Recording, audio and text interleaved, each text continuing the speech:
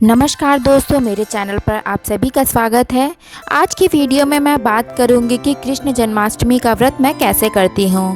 तो फ्रेंड्स, जन्माष्टमी के दिन सुबह आप जल्दी उठ जाइए। नहा धोकर के आप साफ़ या नए कपड़े पहन सकते हैं और उसके बाद आप अपने बाकी काम करिए।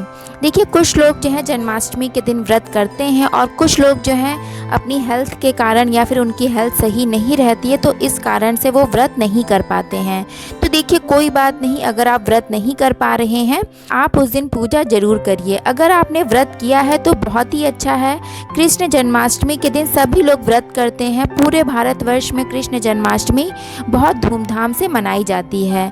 तो सुबह आप नहा धो करके लड्डू गोपाल जी को फिर स्नान कराइए।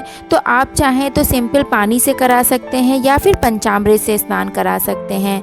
देखिए, जन्माष्टमी के दिन पंचामृत से लड्डू गोपाल जी को स्नान कराना बेहद शुभ माना जाता है और लड्डू गोपाल जी को पंचामृत स्नान बहुत ही ज़्यादा पसंद है।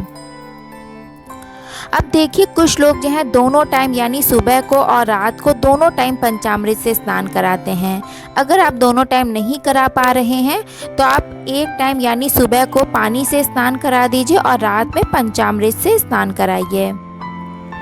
पंचामृत से स्नान कराने के बाद आप लड्डू गोपाल जी को नए वस्त्र पहनाइए, उनका अच्छे से श्रृंगार करिए। तो कृष्ण जन्माष्टमी के दिन जब आप सुबह पूजा करेंगे तो आप लड्डू गोपाल जी को नए कपड़े पहनाएंगे और रात में जब पूजा करेंगे तो भी आप नए कपड़े पहनाइए।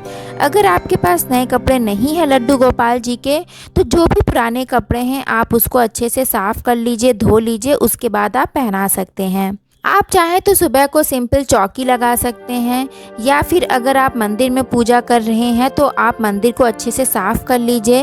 बेहतर होगा कि आप एक दिन पहले ही अपने मंदिर को अच्छे से साफ़ कर लीजिए या फिर आप झांकी सजा सकते हैं इस दिन। जो जैसी भी आपकी इच्छा हो आप वैसे कर सकते हैं। इसके बाद हम लड्डू गोपाल जी को भोग लगाएंगे। तो आप भोग में माखन मिश्री का भोग लगा सकते हैं, फल का भोग लगा सकते हैं, मेवे की खीर बना करके लड्डू गोपाल जी को भोग लगा सकते हैं। तो जो भी आपके पास हो आप उस चीज़ का भोग लगा सकते हैं। जन्माष्टमी के व्रत में आप फलाहार कर सकते हैं, पानी पी सकते हैं या फिर फल का जूस भी पी सकते हैं।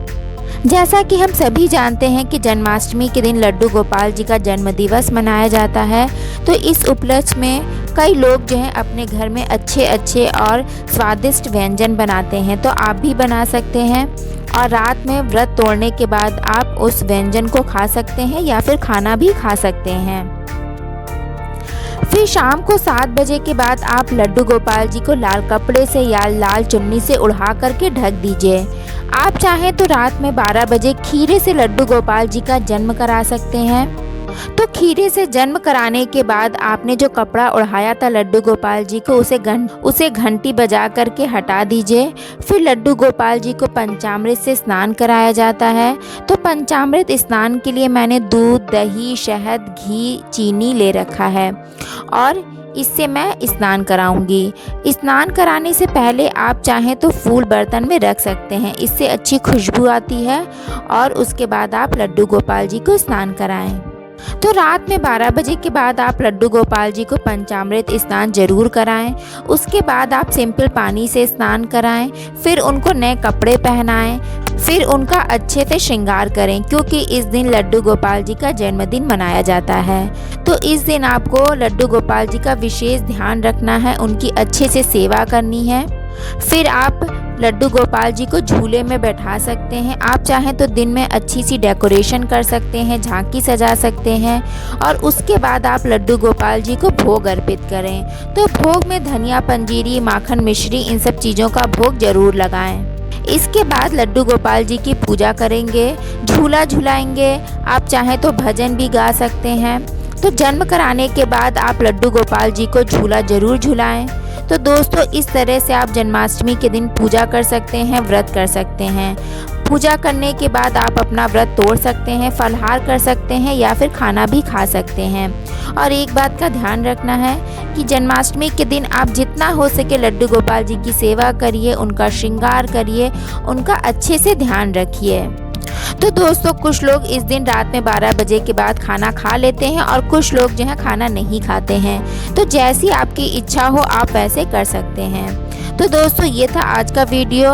अगर आपको मेरे द्वारा दी गई जानकारी थोड़ी भी अच्छी लगी है तो प्लीज़ वीडियो को लाइक करिएगा, ज़्यादा से ज़्यादा इस वीडियो को शेयर करिएगा अपने फ्रेंड्स और फैमिली में, जिससे कि उनको भी सही जानकारी मिल पाए। और चैनल को अगर अभी तक आपने सब्सक्राइब नहीं किया तो प्लीज़ चैनल को सब्सक्राइब करिएगा। Thank you.